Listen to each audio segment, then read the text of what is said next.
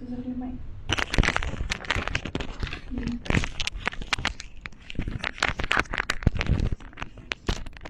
empat?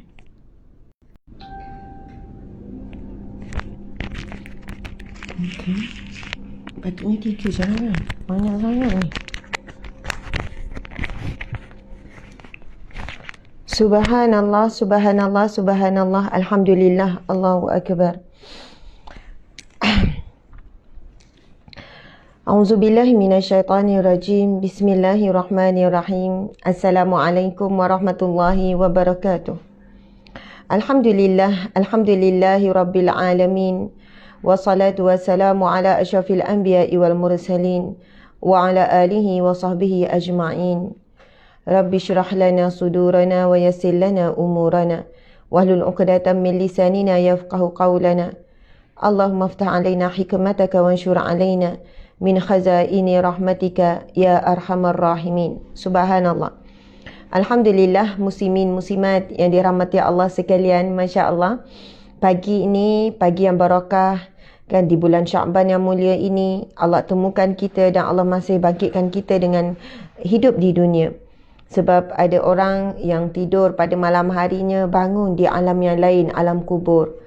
Ada manusia yang malamnya tidur, Masya Allah, malamnya tidur di alam dunia tapi dibangkitkan di alam barzah. Tak bangun setelah tidur. Na'udzubillahi min zalik. Kita mohon, kita minta supaya saat kita pergi dalam keadaan kita bersedia.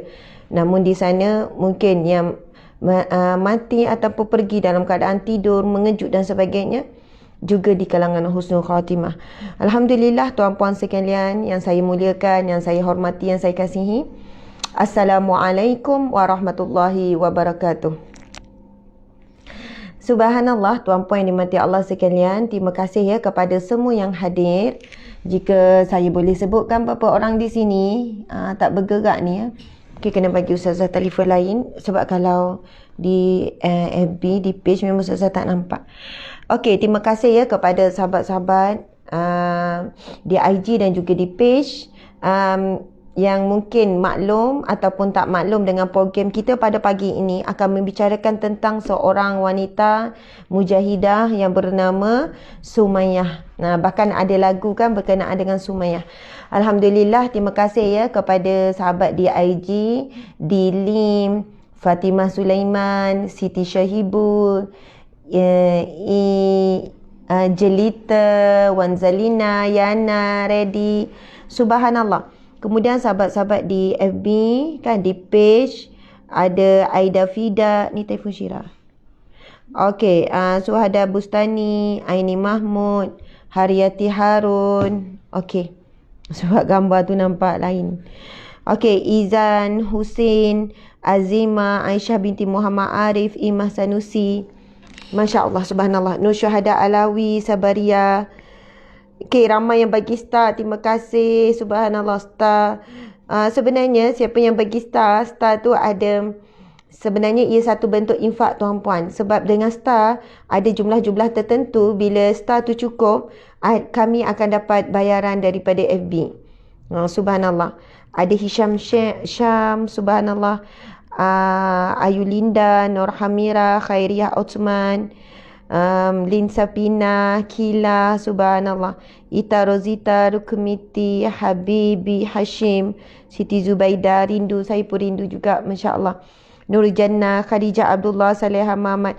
Okey, langsung ya saya bagi sedikit pengumuman pada hari Sabtu ini, Galeri Ustazah Asma, Dewan Sadatina Asma, kepada tadi Puan Zubaidah dan siapa yang berdekatan dengan Seremban, sebab kita boleh rentah daerah. InsyaAllah akan diadakan satu kuliah duha perdana. Saya bersama dengan Ustaz Syamsul Debat. Subhanallah, saya bersama dengan Ustaz Syamsul Debat pada hari Sabtu ini jemput datang beramai-ramai ke Dewan Sadatina Asma dengan penjarakan, dengan semualah kita jaga. Masya Allah, SOP kita ikut, jemput datang dan kita akan mula merasmikan galeri yang baru. Galeri dengan view yang baru. Okay, terima kasih ya Puan Sabaria Syakrani, Ruzana, Nur Simah, okay, Nur Hashimah.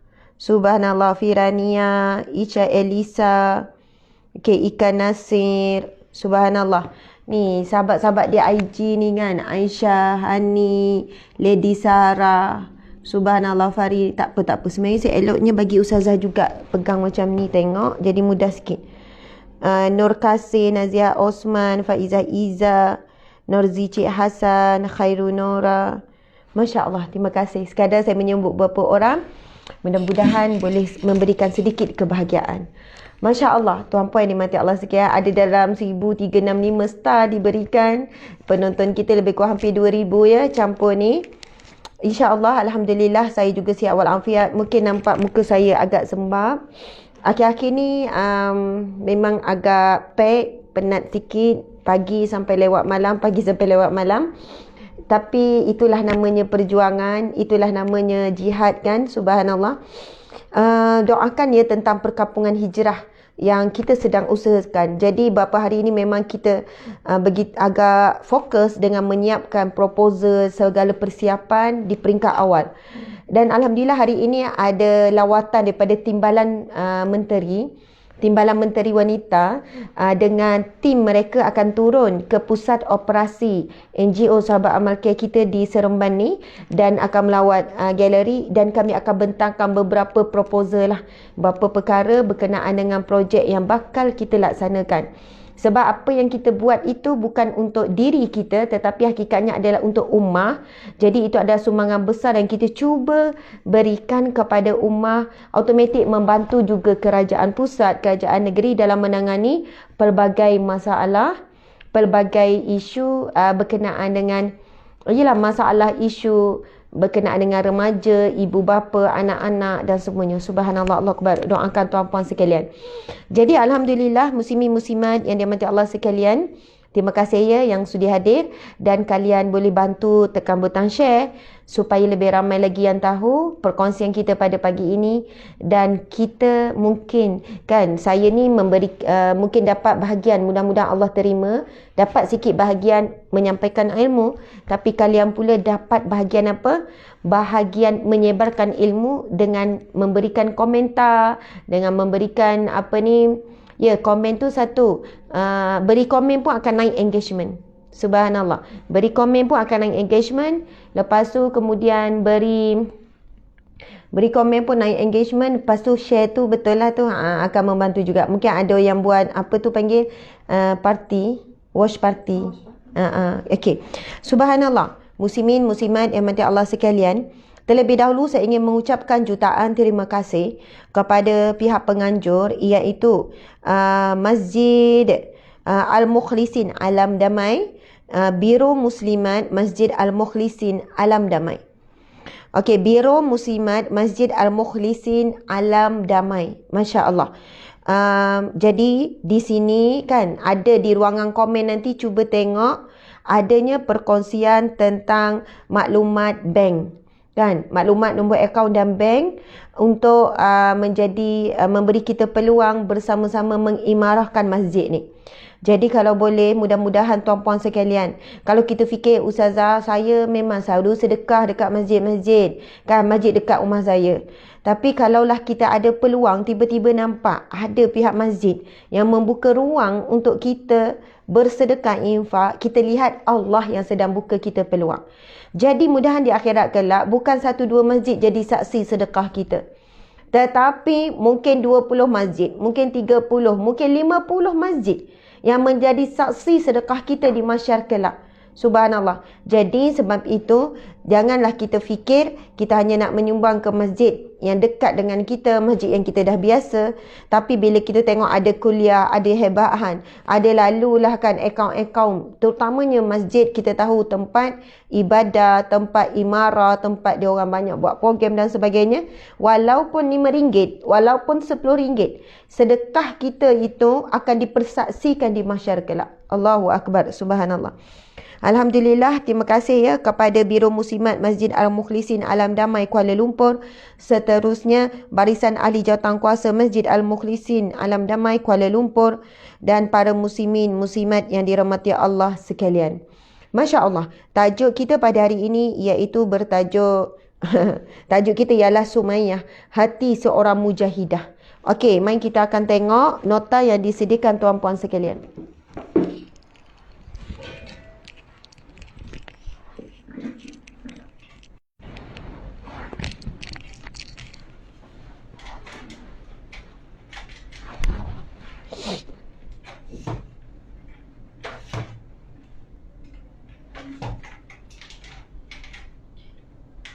Okey, subhanallah, tajuk kita adalah Sumayyah, hati seorang mujahidah. Okey.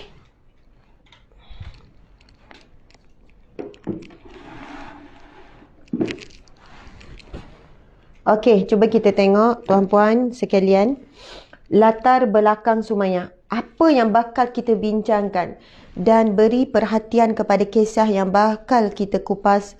Mudahan kisah ini boleh kita sampaikan kepada anak-anak. Kan? Kepada anak murid, kepada anak kita di rumah, kepada pasangan dan sebagainya. Dan kisah ini kami bersama saya, kan, tim penyelidikan, kita buat kajian berdasarkan riwayat yang sahih. Mungkin kita dengar pelbagai versi, kan, kisah Sumayyah sendiri. Jadi mudah-mudahan daripada rujukan yang kita telah buat, penyelidikan yang kita buat, ini adalah versi yang diyakini tentang kisah Sumayyah. Masya Allah. Pertama, kita akan bincangkan tentang latar belakang Sumayyah. Kemudian pengislaman keluarga Sumayyah. Kemudian kisah Abu Jahal yang sentiasa menentang dakwah Rasulullah. Sesaan terhadap keluarga Sumayyah. Wanita pertama mati syahid dalam Islam. Lepas tu pengajaran daripada kisah perjuangan Sumayyah. Dari sudut orang beriman sentiasa diuji, ganjaran akhirat lebih utama, inspirasi akidah yang luar biasa, pengorbanan yang tidak sia-sia, doa agar kita ditetapkan hati di dalam keimanan. Subhanallah, tuan-puan yang dirahmati Allah sekalian, cuba lihat ya. Okey, latar belakang Sumayyah. Nama penuh beliau ialah Sumayyah binti Khayyat. Sumayyah binti Khayyat. Beliau merupakan hamba sahaya sebelum dimerdekakan oleh Abu Huzaifah bin Mughirah. Jadi kita tahu Sumayyah binti Khayyat merupakan hamba sahaya sebelum dimerdekakan oleh Abu Huzaifah bin Mughirah. Okey, ini sahabat Nabi lah. Sumayyah merupakan seorang isteri kepada Yasir bin Amir bin Malik, lelaki berasal daripada Yaman, dan ibu kepada Ammar bin Yasir. Kan, bila kita dengar kalau kisah Sumayyah ni mesti dikaitkan dengan suaminya Yasir, keluarga Yasir, dan kemudian ada anak mereka yang bernama Ammar. Kan, Ammar bin Yasir. Subhanallah, Allahu Akbar.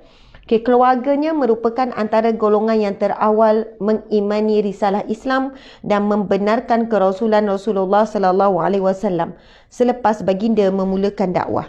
Ada ni tak? Lagi senang guna pointer. Ustazah tak payah bergerak ke depan macam ni. Okey, tuan-puan sekalian, sebenarnya inilah di antara keluarga yang terawal dalam memeluk Islam. Termasuk Sumayyah, suaminya iaitu Yasir, kemudian anaknya iaitu Ammar bin Yasir. Keluarga yang pertama, antara yang pertama memeluk Islam. Masya Allah. Okey, kita tengok. Pengislaman keluarga Sumayyah bermula dengan pengislaman Ammar bin Yasir. Ammar bin Yasir dulu masuk Islam. Siapa? Anak kepada Sumayyah. Okey, Ammar bin Yasir dulu masuk Islam, anak kepada Sumayyah. Setelah mengetahui tentang kedatangan Nabi Muhammad sallallahu alaihi wasallam, Allah Subhanahu Wa Taala membuka hatinya untuk menerima agama Islam, lalu mengucapkan kalimah syahadah. Allahu Akbar. Setelah itu, Sumayyah dan Yasir juga sangat tertarik dengan agama yang disampaikan Rasulullah sallallahu alaihi wasallam dan memeluk Islam. Masya Allah, Sumayyah dan Yasir sangat tertarik dengan agama ini. Akhirnya semuanya masuk Islam. Bermula dengan anak, kemudian diikuti oleh ibu dan ayah. Subhanallah. Namun perjalanan keluarga Sumayyah setelah memeluk Islam diuji dengan sesaan daripada kaum musyrik. Setelah sekeluarga ni memeluk Islam, satu keluarga ni diuji, kan, dengan penyesaan, dengan kita tengok penyesaan, penganiayaan, kezaliman terhadap keluarga ni. Dan kita tahu bagaimana keluarga ini berakhir. Masya Allah. Okey. Kita boleh tengok Abu Jahal sentiasa menentang dakwah Rasulullah. Antara yang menyeksa keluarga ini adalah Abu Jahal dan kucu-kucunya. Sesana orang musyrik terhadap keluarga Sumayyah diketuai oleh Abu Jahal. Abu Jahal ialah orang yang sentiasa menentang dakwah Nabi Muhammad sallallahu alaihi wasallam tanpa henti. Ibnu Ishaq rahimahullah menyampaikan satu gambaran yang jelas mengenai kekejaman Abu Jahal dengan berkata, Allahu Akbar. Abu Jahal, orang jahat yang terpedaya di tengah-tengah kaum Quraisy. Jika mendengar, ni tak boleh bawah sangat ni ya. Ataupun sebab masalah ni ya. Tak, DJ di bawah ni. Ataupun sebab TV ni ke ataupun ni. Ni nota ni. Abu Jahal, orang jahat yang terpedaya di tengah-tengah kaum Quraisy, jika mendengar berita seseorang masuk Islam dan orang itu adalah orang yang terpandang dan mendapat jaminan perlindungan, maka dia hanya akan mengingatkannya dan menegurnya dengan berkata, kau tinggalkanlah agama bapamu, padahal bapa-bapamu adalah lebih baik darimu. Kami benar-benar akan mengalahkan pendapatmu dan benar-benar akan menghinakan kehormatanmu. Subhanallah. Okey, cuba kita perhatikan perkataan Abu Jahal ni. Okey, ini diceritakan oleh siapa? Ibnu Ishaq. Abu Jahal adalah orang jahat yang terpedaya di tengah-tengah kaum Quraisy. Jika dia dengar seseorang masuk Islam dan orang itu adalah orang yang terpandang, maksud orang itu orang yang dihormati, orang yang dipandang dan yang mendapat jaminan perlindungan, maka dia akan mengingatkannya dan menegurnya dengan berkata, kata-kata dia tu makan dalam, kata-kata yang sinis. Apa Abu Jahal kata kepada orang yang memeluk Islam, terutamanya orang itu ada kedudukan, kan, ada kemuliaan. Kau tinggalkan agama bapamu, padahal bapa-bapamu adalah lebih baik darimu. Kami benar-benar akan mengalahkan pendapatmu dan benar-benar akan menghinakan kehormatanmu. Subhanallah, tuan-puan yang dimati Allah sekalian, jika kita perhatikan kisah yang kita sama-sama ceritakan pada minggu yang lepas berkenaan dengan saat akhir kematian Abu Talib, sama juga Abu Jahal menukilkan perkataan yang sama, kan, ketika saat akhir kematian Abu Talib, Rasulullah sallallahu alaihi wasallam pergi memujuk, kan, bapa saudaranya yang ibarat seperti ibu, ayah dan semuanya bagi Rasulullah, memujuk, wahai bapa saudaraku, ucaplah kalimah la ilaha illallah. Mudah-mudahan aku boleh berhujah dengannya di akhirat kelak. Namun dalam waktu yang sama Abu Jahal sebut apa? Wahai Abu Lahab, wahai Abu Talib, adakah kamu tidak suka kepada agama bapa kamu? Adakah kamu tidak suka kepada agama Abdul Muttalib? Adakah kamu tak suka kepada agama bapamu, nenek moyangmu? Dia mesti kaitkan dengan keturunan-keturunan. Jadi bila seorang anak, kan, masuk Islam, lalu Abu Jahal pun kata, adakah kamu lebih baik daripada bapa kamu? Jadi bila anak dia main emosi ni teringat, yelah, takkanlah aku nak cakap aku lebih baik daripada ayah. Ayah yang membesarkan aku, ayah yang membesar aku dengan kasih sayang. Takkan aku nak berpisah dengan agama ayahku, nanti tak sama-sama mengikut kepercayaan. Jadi ramai yang terkalah dengan bila dikaitkan dengan ibu ayah. Subhanallah, dan bila dijanjikan kamu akan terhina. Dan sebagainya. Jadi inilah di antara cabaran ketika itu, yang mana peringkat awal keimanan. Kan belum terbukti lagi. Zaman-zaman tu peringkat awal ni di Mekah ni, belum terbukti lagi Islam akan menang. Belum terbukti lagi Islam akan jadi terkuat. Belum terbukti. Peringkat awal ni orang yang masuk Islam. Tuan-puan sekalian, kita ni sedang berada di sebuah negara umat Islam majoriti. Cuba bayangkan kalau berada di sebuah negara semua non-Muslim. Kan? Semua non-Muslim. Kemudian kita je dalam 2-3 orang Muslim.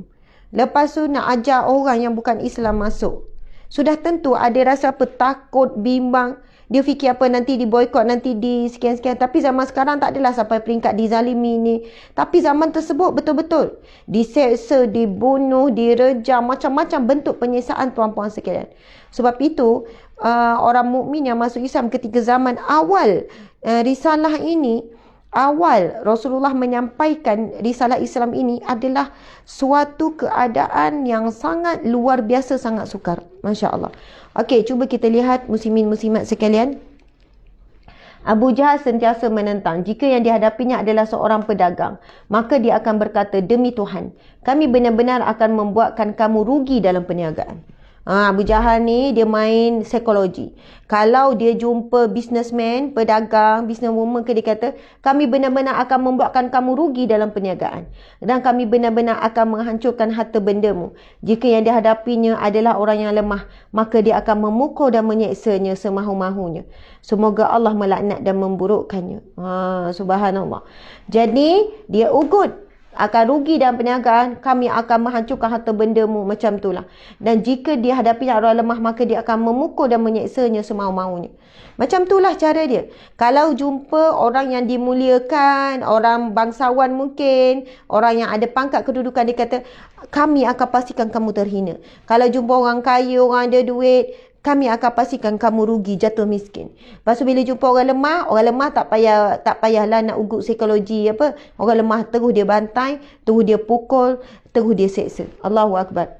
Okay, namun jika orang yang memeluk Islam itu dalam kalangan orang miskin atau golongan hamba, mereka akan diseksa dan didera sesuka hati.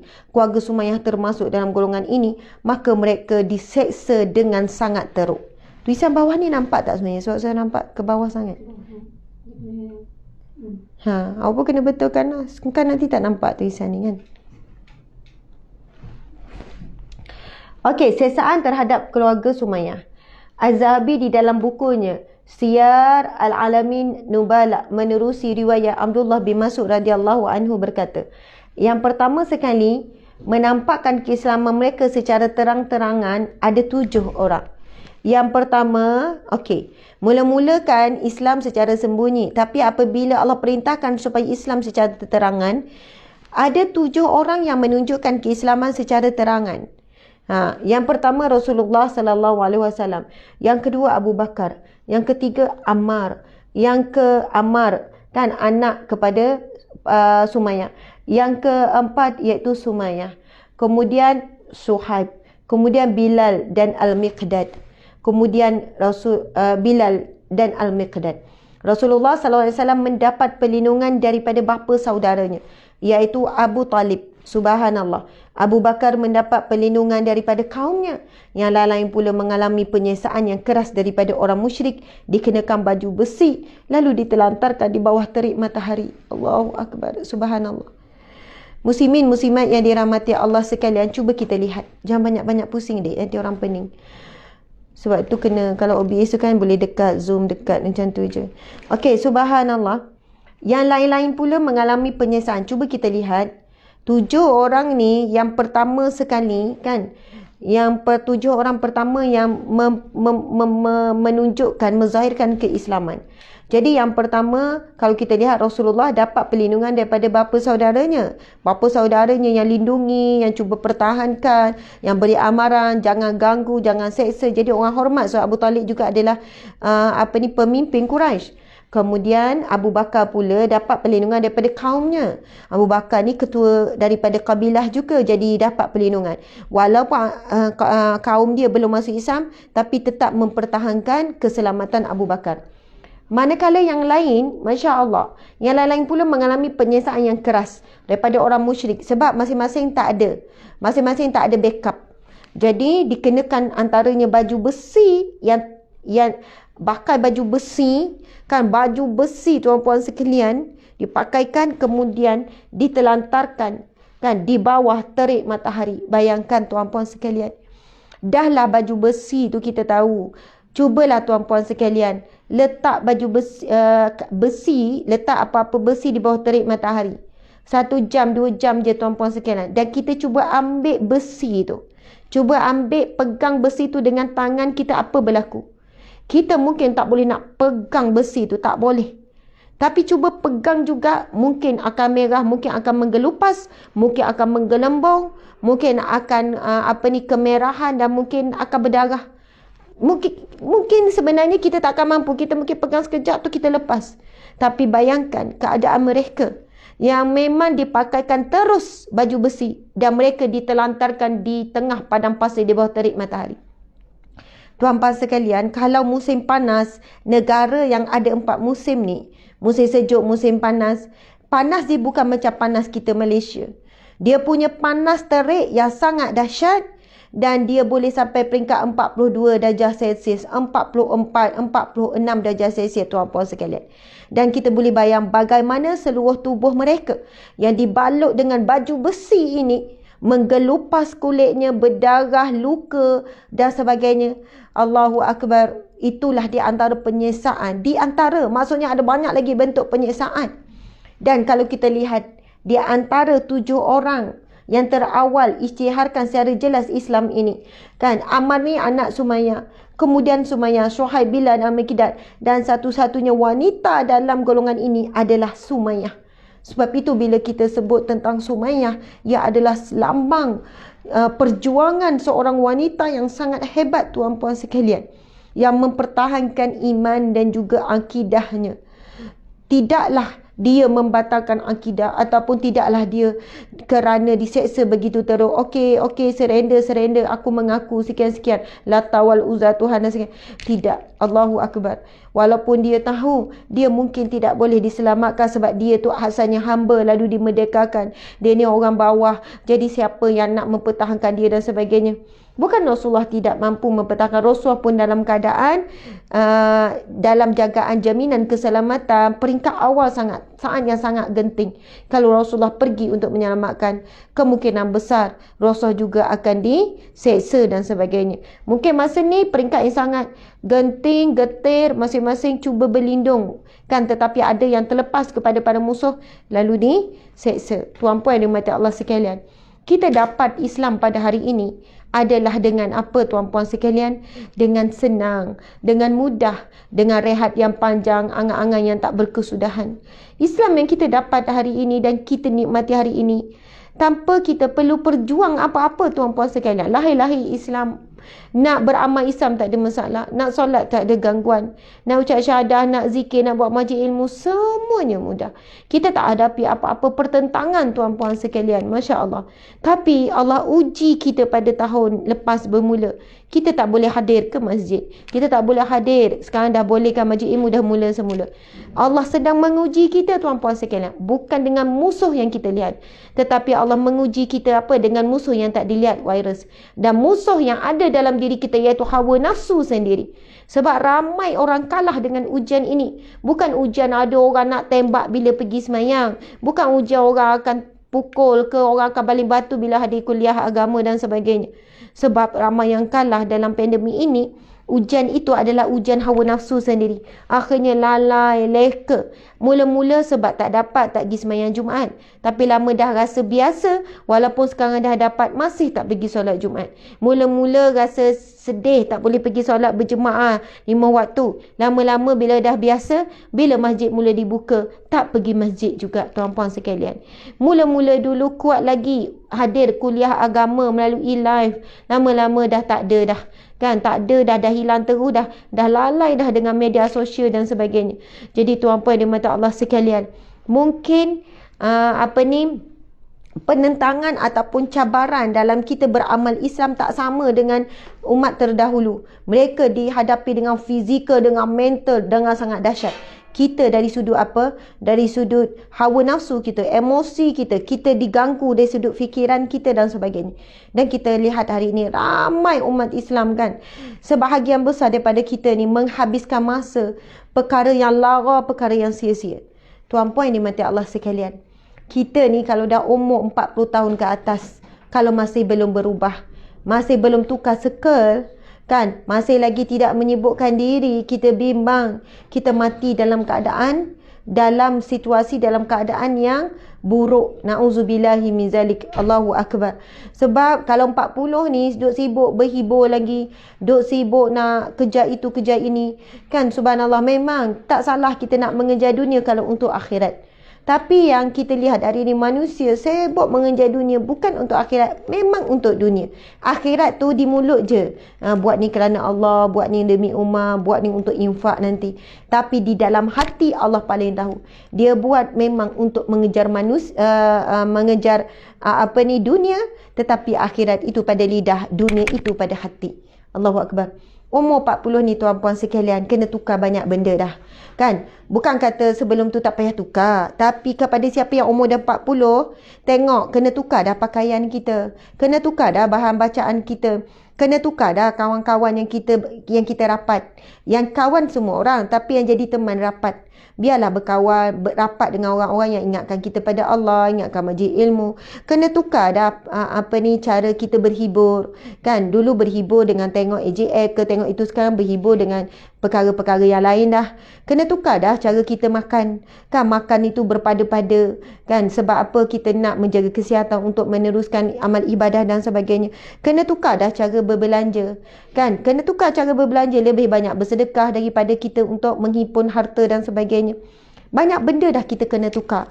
Sebab apa? Umur 40 ni kalau kita boleh kalau kita boleh untuk kalau kita boleh istiqamah dengan apa-apa amalan, insya-Allah sampai mati macam tu lah. Soalannya gambaran begitu.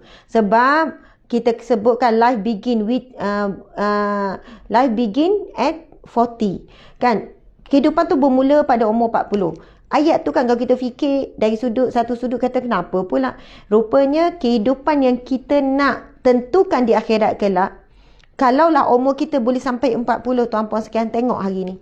Saya umur 38, bukan saya kata selamat, saya belum 40 lagi. Subhanallah tuan-puan sekalian, kalau kita boleh berubah hijrah hari ni untuk tukar semua, itu lebih baik. Maksud saya lah, kalau umur 40 belum berubah lagi, tak tukar lagi semua tu, kena bimbang, kena takut. Sebab bimbang sampai matilah macam tu. Dia kata nantilah umur 50 baru tukar. Kan? Kita takut sampai sudah, dia menjadi tabiat yang kita susah dah nak tukar. Sebab umur 40 ni dah kira umur matang dah. Separuh dah hidup. Sebab umat Nabi Muhammad ni, Nabi kata sekitar 60-70 je kan. Sekitar umur seperti mana umur Nabi. Jadi umur 40 ni umur yang subhanallah kita perlu mula mengurangkan apa-apa urusan berkaitan dengan dunia, lebihkan kepada akhirat. Masya Allah. Tapi kena faham, bukannya saya dah umur 40 ni, saya ni tak nak ambil tahu dah pasal hal-hal bisnes ni, saya nak tinggalkan dah bisnes. Bukan begitu. Buat juga bisnes tapi lebih besarkan portion infak. Kalau dulu mungkin besarkan portion apa? Duk kumpul harta, duk tambah kereta, duk tambah rumah, duk ni. Bila masuk ni kena fikir dah. Portion sedekah infak tu lebih banyak. Kalau dulu duit yang ada lebih banyak, duduk fokus apa? Nak melancong sana sini, nak beli itu. Umur 40 ke atas ni dah tukar dah portion ni. Subhanallah. Sebab itu perjuangan kita nak buat amal dengan Islam hari ini berbanding dengan umat terdahulu, bezanya adalah berkenaan dengan hawa nafsu kita sendiri. Masya Allah. Okey. Kita tengok seterusnya. Orang-orang musyrik yang dipimpin Abu Jahal menyeksa keluarga Sumayyah dengan menyeret mereka ke padang pasir yang panas membara. Mereka ditangkap dan dibawa ke tengah-tengah padang pasir di saat terik panasnya mentari. Lalu ditanggalkan pakaian mereka dan kemudian dipakaikan baju besi kepada mereka. Subhanallah. Pakaian mereka ditanggalkan, maksudnya baju besi itu direct kepada kulit. Tak ada lapik. Bukannya macam baju kita ni lepas tu letak baju besi, tak. Tapi ditanggalkan pakaian, direct baju besi itu pada kulit, tuan-puan sekalian. Bayangkan tuan-puan sekalian betapa periknya, dan mereka itu ibarat dipanggang hidup-hidup. Dipanggang hidup-hidup di bawah terik matahari. Dan di kalangan mereka ada wanita yang lemah seperti kita yang bernama Sumayyah. Allahu Akbar. Mereka juga tidak diberikan air untuk menghilangkan dahaga. Sehingga kan mereka pengsan. Masya Allah, pengsan, tak sedar diri. Terseksa teruk sangat. Sakit yang kita tak mampu nak gambarkan. Sehingga mereka pengsan. Kulit mereka juga terkoyak kerana melekat pada baju besi yang dipakaikan. Allahu Akbar. Subhanallah, tuan-puan yang dimati Allah sekalian. Kalau kita lihat kulit mereka ini, awak fokus sini je, tak payah pusing pada ustazah.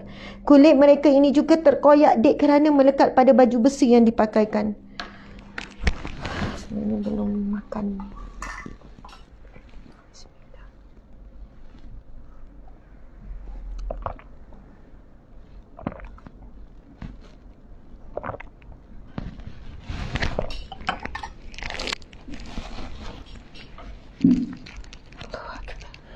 Subhanallah, tuan-puan dimati Allah sekalian. Kalau kita tengok, mereka terseksa sehingga pengsan. Kemudian kulit mereka juga terkoyak kerana melekat pada baju besi yang dipakaikan. Ialah mereka ibarat dipanggang. Cuba kita bayangkan tuan-puan sekalian, macam kita bakar ayam, lepas tu letak di atas tray, kita letak atas dulang besi tu kan. Bila kita keluarkan dan kita nak angkat ayam tu, kadang kulit tu melekat kan pada apa tu kita panggil, pada yelah, melekat pada apa? Melekatlah pada dulang tu, dasar tu. Kita sebut apa ya? Melekatlah, subhanallah. Jadi bayangkan, kalau kita, ini berlaku kepada manusia, dipanggang hidup-hidup di bawah terik matahari, dalam pakaian besi. Bila dibuka pakaian besi tu, kan, bila nak dicabut pakaian besi tu, kulit mereka tu melekat-lekat pada pakaian besi itu, tuan-puan sekalian. Kulit mereka itu melekat, tercabut. Ini satu bentuk penyiksaan yang sangat dahsyat, di luar batasan akal kita, dan mungkin tidak ada orang yang melakukan bentuk penyiksaan begini pada hari ini. Allahu Akbar. Masya Allah. Okey, cuba kita lihat lagi doa Nabi untuk keluarga Sumayyah. Ketika Rasulullah SAW melihat siksaan yang ditimpa terhadap mereka, panggil dia berasa sedih dan bersabda, Sabran ya ala Yasir, fa inna maw'idakumul jannah. Allahu Akbar. Allahu Akbar. Subhanallah. Hadis Hasan, tuan-puan sekalian. Nabi SAW berdoa, Masya Allah. Nabi SAW berdoa. Nabi menyebutkan satu jaminan kepada Sumayyah, kepada Ammar bin Yasir, dengan syurga. Allahu Akbar, dengan syurga. Sabda Nabi yang Nabi SAW bersabda, Sabran ya ala Yasir, bersabarlah keluarga Yasir. Fa inna maw'idakumul jannah, sesungguhnya tempat kalian adalah syurga. Fa inna maw'idakumul jannah, sesungguhnya tempat kalian adalah syurga. Allahu Akbar. Muslimin muslimat sekalian, Sumayyah di antara wanita terawal mendapat jaminan syurga daripada Rasulullah sallallahu alaihi wasallam. Kita mungkin takkan terdaya menempuh ujian ini. Mungkin bila kita dibakar, diletak di tengah panas, baru saja diletak, mungkin kita telah surrender, tuan-puan sekalian.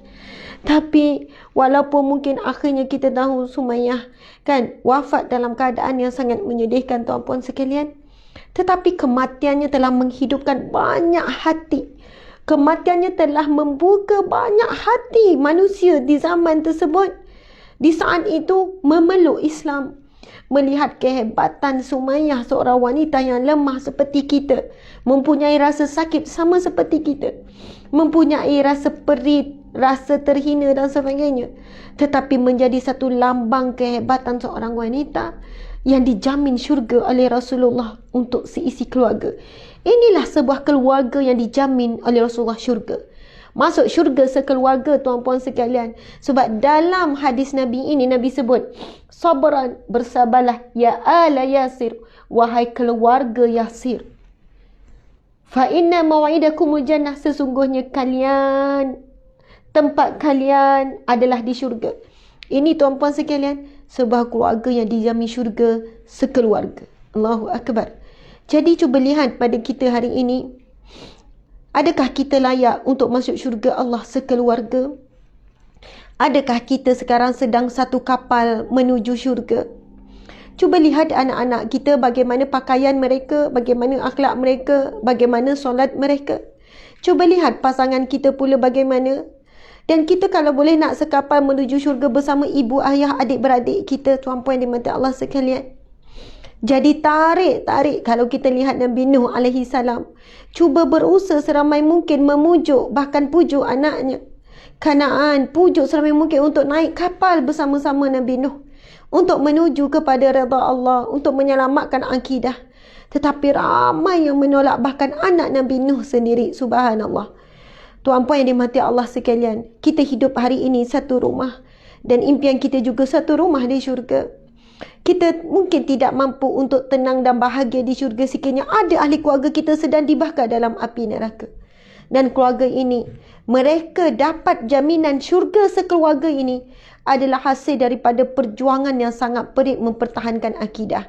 Jadi tuan-puan yang dimati Allah sekalian, saya faham ada di sini di kalangan wanita yang memperjuangkan tentang bab Islam, hijrah dalam keluarganya, tapi tidak disambut oleh suami mungkin, tak disambut oleh anak. Yang pertama dapat petunjuk hidayah nak berubah, nak hijrah adalah bermula dengan seorang ibu contohnya, seorang isteri. Saya nak pesan, jangan kita berputus asa dengan rahmat Allah. Teruskan, jangan kecewa, jangan kita mudah untuk marah kan. Awak ni bila nak berubah gini tak, kita terus kuat berdoa, mengharap, dan kita boleh sebut dalam doa, ya Allah, jadikanlah keluargaku sebagaimana keluarga Yasir, ya Allah.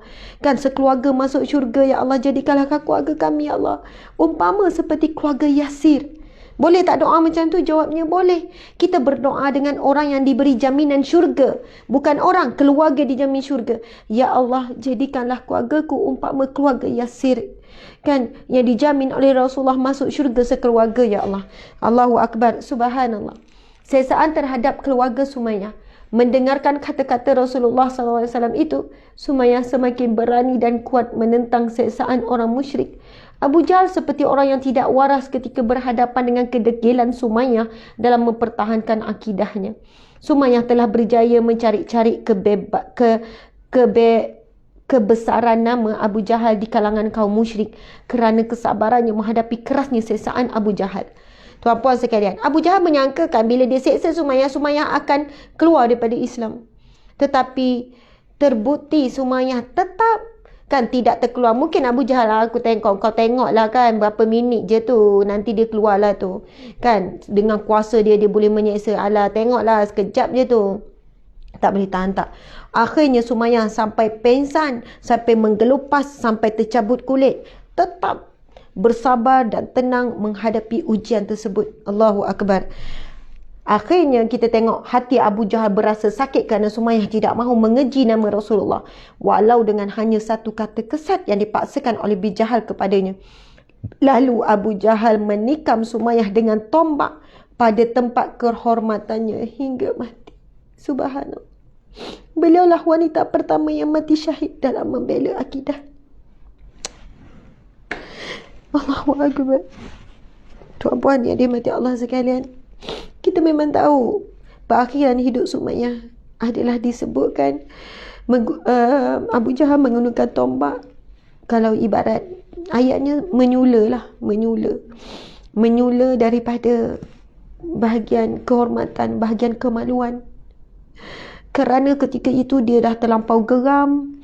Mungkinlah orang-orang kafir Quraisy lain mengejek sebab Abu Jahal paksa macam mana pun untuk Sumayyah menggunakan satu perkataan keji terhadap Muhammad, satu perkataan hina, tapi Sumayyah tetap tak sebut. Akhirnya kan kemarahan Abu Jahal ini memuncak, lalu mengambil tombak, lalu menikam Sumayyah dengan tombak pada tempat kehormatannya hingga mati. Tuan-puan yang dimati Allah sekalian, Allahu Akbar. Satu kematian yang sangat sakit, yang sangat mengerikan. Namun Sumayyah saat ini sedang berada di sisi Allah dalam nikmat. Sumayyah saat ini sedang menikmati kemanisan hasil daripada akidahnya yang dipertahankan sehingga nyawanya diambil dengan cara yang kejam. Subhanallah. Muslimin muslimat sekalian, apa perjuangan kita hari ini dalam mempertahankan agama kita? Adakah kita dikeji, dihina? Tak. Adakah kita sampai dibaling batu? Tak. Adakah kita dipukul? Tak. Kita sangat lemah, tuan-puan sekalian. Kalau kita menegur kemungkaran, orang kecam, kita dah rasa nak berhenti. Kita sangat lemah bila nampak kemungkaran depan mata untuk menegur. Kita nampak anak muda memakai pakaian yang sangat menjolok mata. Kita nak pergi tegur, nak cakap elok-elok, dek, pakailah elok sikit, dek, ini keterlaluan kamu orang Islam. Kita tak mampu, tuan-puan sekalian. Sebab apa? Kita terlalu mencintai diri kita. Mencintai diri kita. Kita takut kita dibenci, kita dimarah, kita dikeji, kita dihina. Bayangkan, saya kadang-kadang membayangkan, kalau semakin ramai orang yang mencintai perbuatan nahi mungkar, kan, bila ada orang yang pakai tak elok di khalayak ramai, terus ada pihak yang pergi menegur dengan baik, dek, pakai elok sikit ya, kita orang Islam. Kalau dia nak maki hamu pun tak apalah, terpulang. Mungkin dengan tu kan dia balik, dia terfikir, ya Allah, Malunya tadi kena tegur. Bukan tegur nak hina depan orang ke apa, tegur elok-elok. Bayangkan kalau ramai yang buat begini, lama-lama kan semua orang malu. Bila nak keluar je, kan nanti kena tegur kan nanti orang ni. Tapi disebabkan lemahnya orang baik, lemahnya orang soleh, lemahnya umat Islam dalam mencegah kemungkaran pada hari ini, kerana kita terlalu mencintai diri kita. Kita tidak mahu kita dibenci, kita tidak mahu kita diherdik. Kita tidak mahu, kita nak menjaga diri kita dan sebagainya. Tuan-puan yang dimati Allah sekalian, dalam keadaan sebenarnya kita mampu buat lebih untuk agama ini. Allahu Akbar, Masya Allah. Muslimin, muslimat dimati Allah sekalian. Kisah Sumayyah ini sebenarnya memberikan kepada kita kekuatan untuk kita melakukan, subhanallah, sebenarnya panas, saya tak tahu kenapa. Untuk melakukan sumbangan kepada Islam dengan kadar semampu yang boleh. Bukan sekadar yang mampu, tapi dengan kadar semampu yang boleh. Kita lihat apa yang kita boleh buat untuk Islam ni. Kita bimbang bila kita mati besok, subhanallah. Ni dia ada tanda slip ni, dek. Tengok balik. Kita bimbang besok setelah kita mati, kita ditanya apa air tangan kamu untuk Islam, apa yang kamu buat untuk Islam.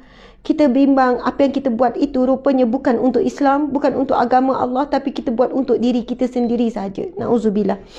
Okey, cuba kita lihat lagi. Lalu Abu Jahal menikam Sumayyah, beliau wanita pertama yang syahid. Mujahid berkata di dalam kitab Al-Bidayah An-Nihayah, syahid yang pertama di dalam Islam ialah Ibu Ammar, iaitu Sumayyah, kerana ditikam oleh Abu Jahal dengan menggunakan tombak tepat di ulu hatinya. Okey, subhanallah. Ada yang kata tepat di ulu hatinya. Masya Allah. Tuan-puan dimati Allah sekalian, ini riwayat yang lain menyebutkan syahid yang pertama dalam Islam, kita tahu Ibu Ammar, iaitu Sumayyah. Ibnu Jauzi rahimahullah berkata pula, Sumayyah adalah syahid pertama di dalam Islam, semoga Allah redha kepadanya sebagaimana Allah membuatkannya redha. Okey, kita tengok pengajaran daripada kisah perjuangan Sumayyah. Orang yang beriman sentiasa diuji. Ganjaran akhirat itu lebih utama, inspirasi akidah Sumayyah yang luar biasa, pengorbanan yang tidak sia-sia. Kita lihat dia, firman Allah berkenaan dengan orang yang beriman. Ujian sesaan terhadap keluarga Sumayyah merupakan bukti bahawa orang beriman sentiasa diuji oleh Allah Subhanahu Wa Taala. Firman Allah, Bismillahirrahmanirrahim. Ahasiban nasu an yutraku an yaqulu amanna wa hum la yuftanun.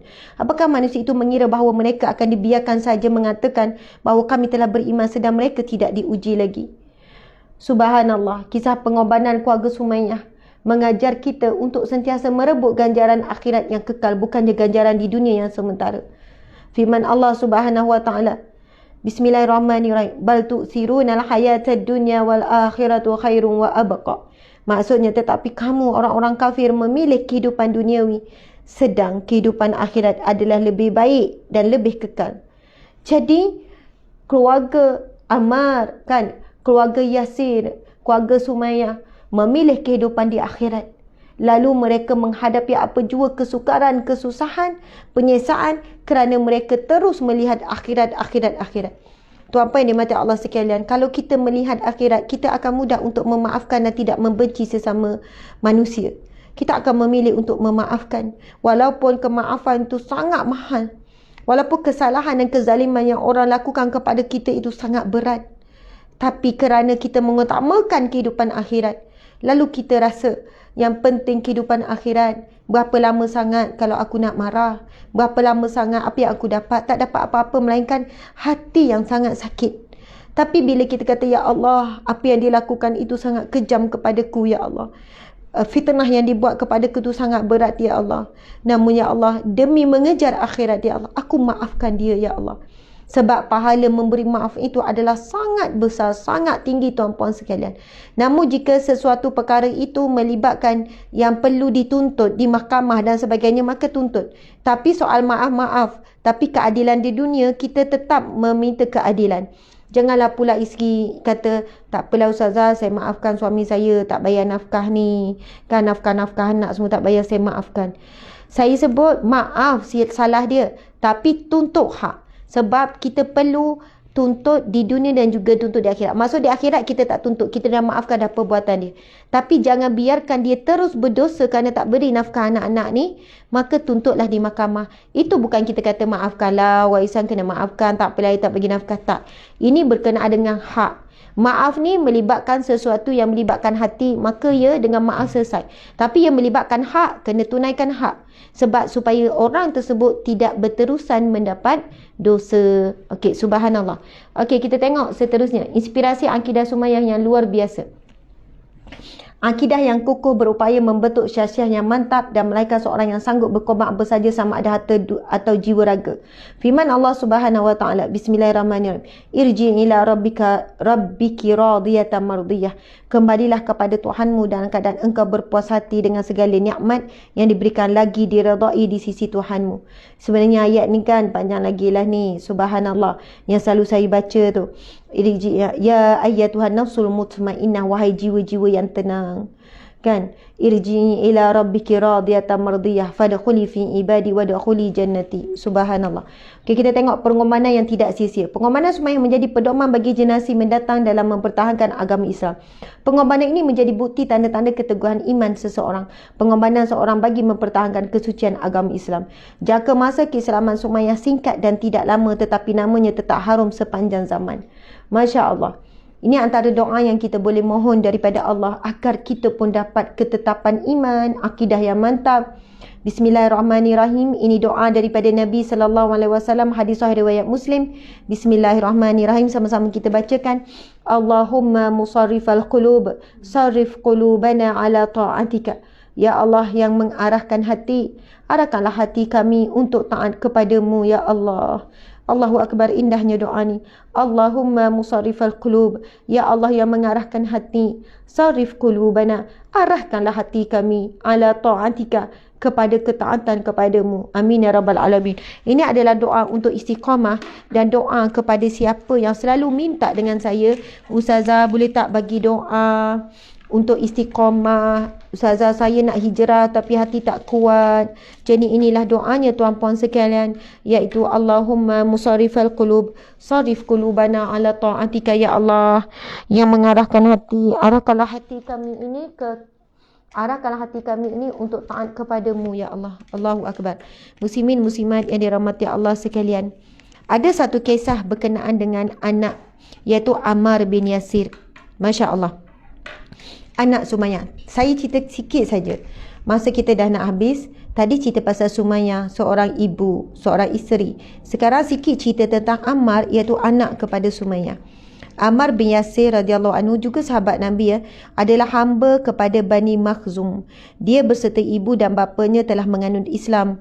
Lalu orang musyrik yang diketuai oleh Abu Jahal mengeluarkan mereka ke tengah padang pasir ketika hari sangat terik dan menyeksa mereka di bawah panas. Ketika mereka sedang diseksa itu, Nabi lalu berdoa dengan doa tadi, sabarlah keluarga Yasir, kan sesungguhnya janjimu ialah syurga. Janjimu itu ialah syurga.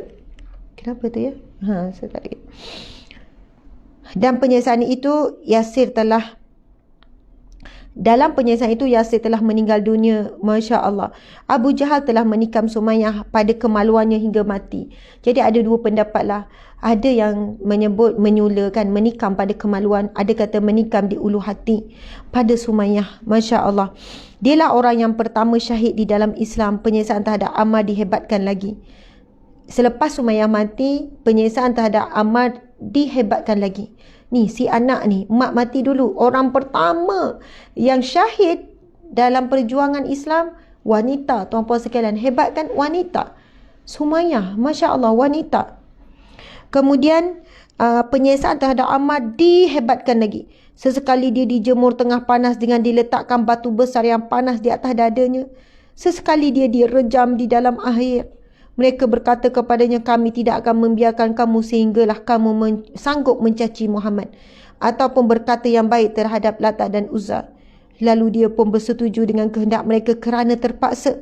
Setelah itu datang kepada Nabi SAW sambil menangis untuk meminta maaf apa yang dilakukan. Subhanallah. Ammar, seorang anak muda, diseksa dengan sangat dahsyat selepas kematian ibunya. Kan dipakaikan baju besi sampai tercabut kulit, kemudian diletak lagi di bawah terik matahari sehingga batu, dan diletakkan batu besar di atas badannya. Kemudian Ammar direjam, macam-macam penyiksaan yang dilakukan. Sehinggalah Abu Jahal kata, kalau engkau menyebut suatu perkataan sama ada keji Muhammad ataupun kamu memuji Lata dan Uzza, iaitu berhala sembahan mereka, maka Abu Jahal kata, kami akan berhenti menyeksamu.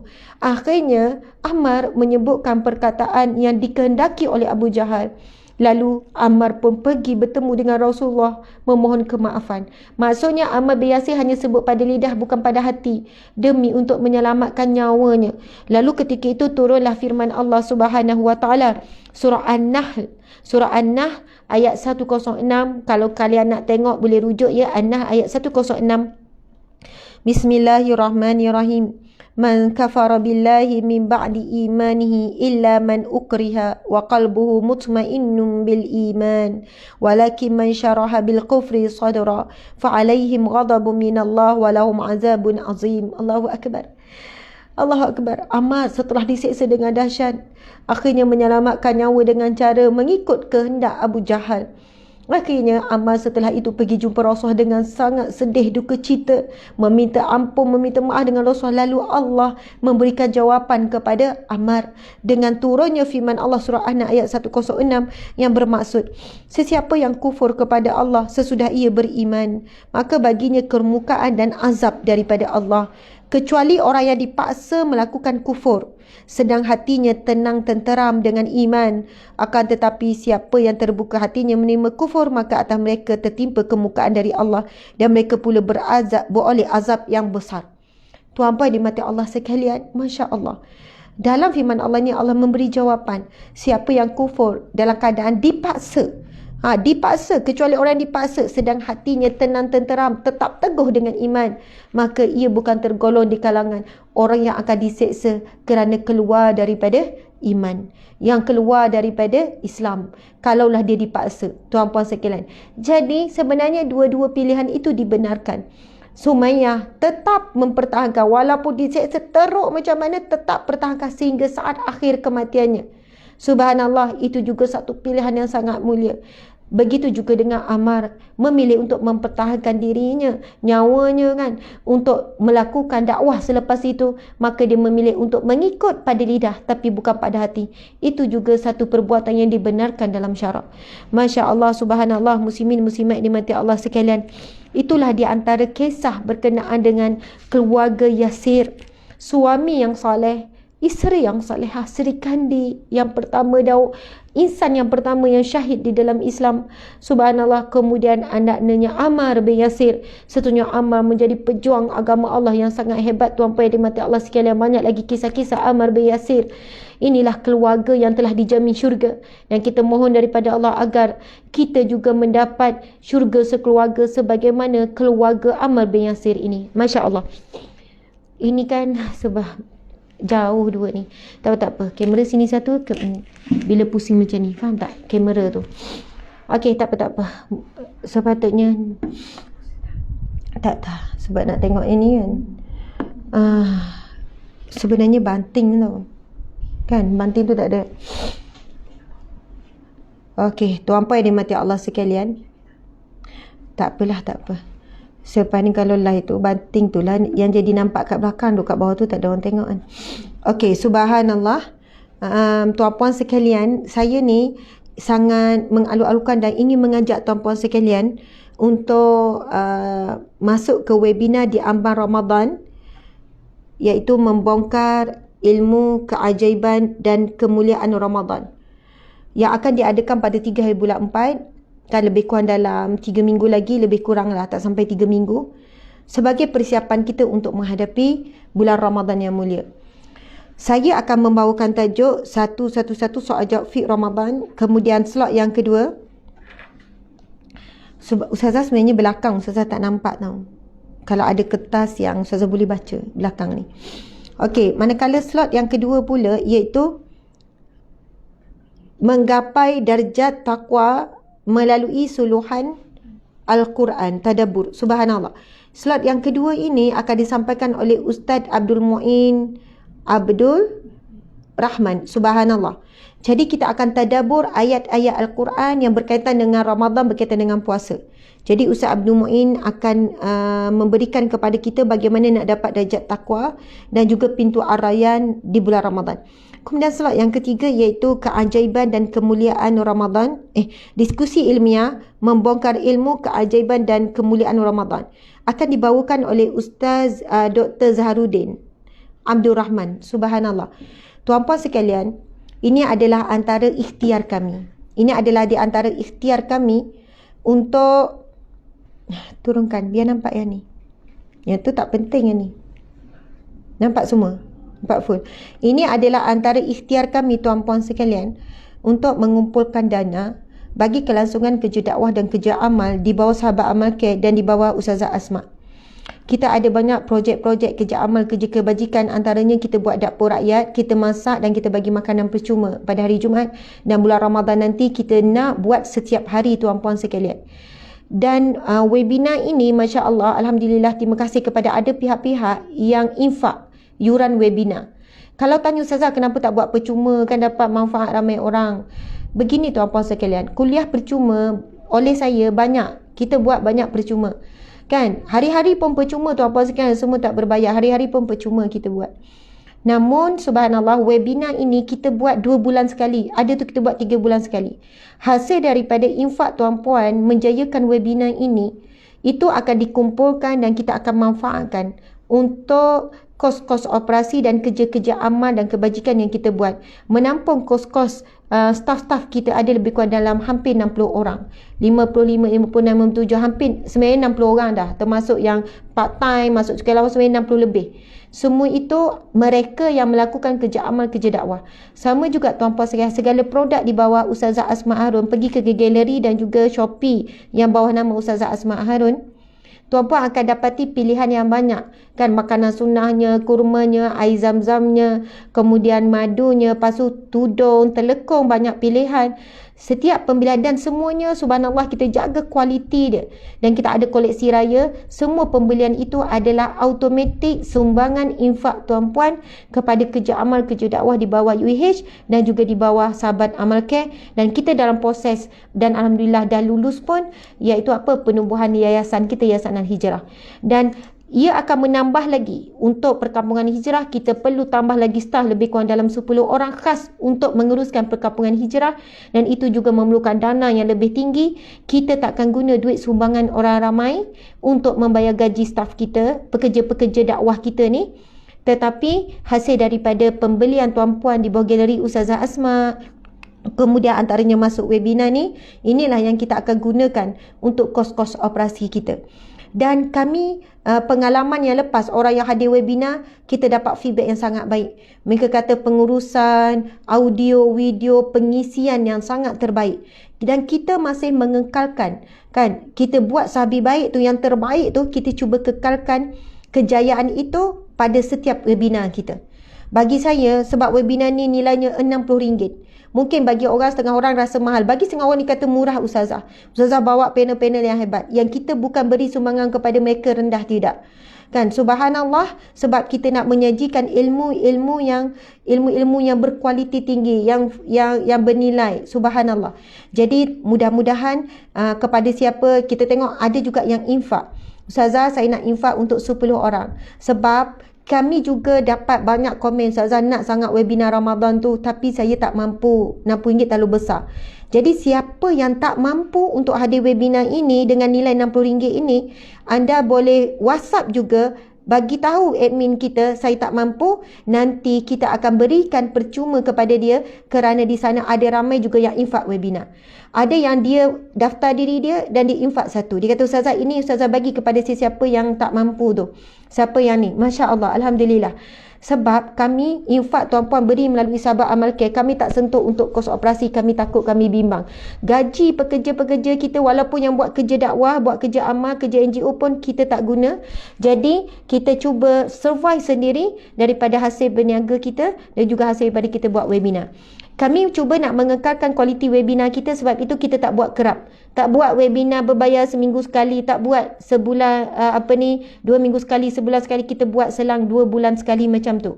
Jadi insya-Allah mudah-mudahan kalian semua boleh hadir ke webinar di ambang Ramadan. Kalau siapa yang mungkin tak ada duit lagi, sebab apa, daftar je dulu. Kan? Ramai yang daftar dulu bayar nanti gaji. Malam ni dah gaji ataupun kerja swasta belum gaji, daftar je dulu, bayar kemudian, tuan-puan sekalian. Kalau siapa yang rasa 3 April 2021 ni Ustazah saya tak dapat tarikh tu, ada hal. Tak mengapa tuan-puan sekalian, sekali tuan-puan beli, tuan-puan boleh tengok esok, lusa selepas itu.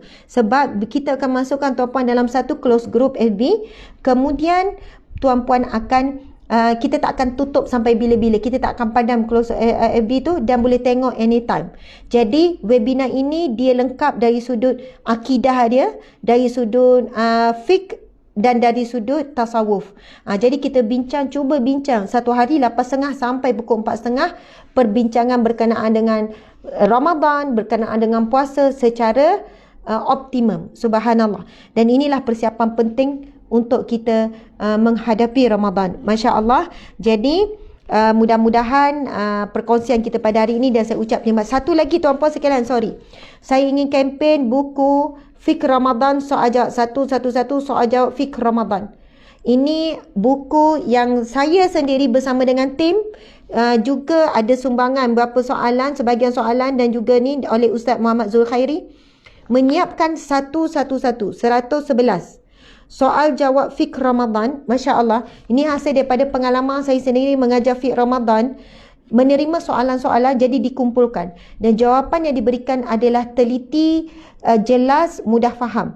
Jadi subhanallah, soal jawab Fiqh Ramadan ini akan siap lebih kurang dalam seminggu lebih saja lagi.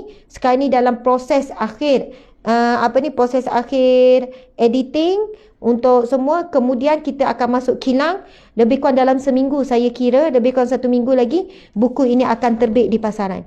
Kita buat tungku lumus sepanjang hampir dalam lama tuan-puan sekalian, menghasilkan satu buku yang akhirnya telah disahkan oleh beberapa penyemak, mengatakan buku ini antara buku yang terbaik berkenaan dengan Fiqh Ramadan. Ini juga ikhtiar kami, memang terbitan kami sendiri di bawah Hijrah Publication.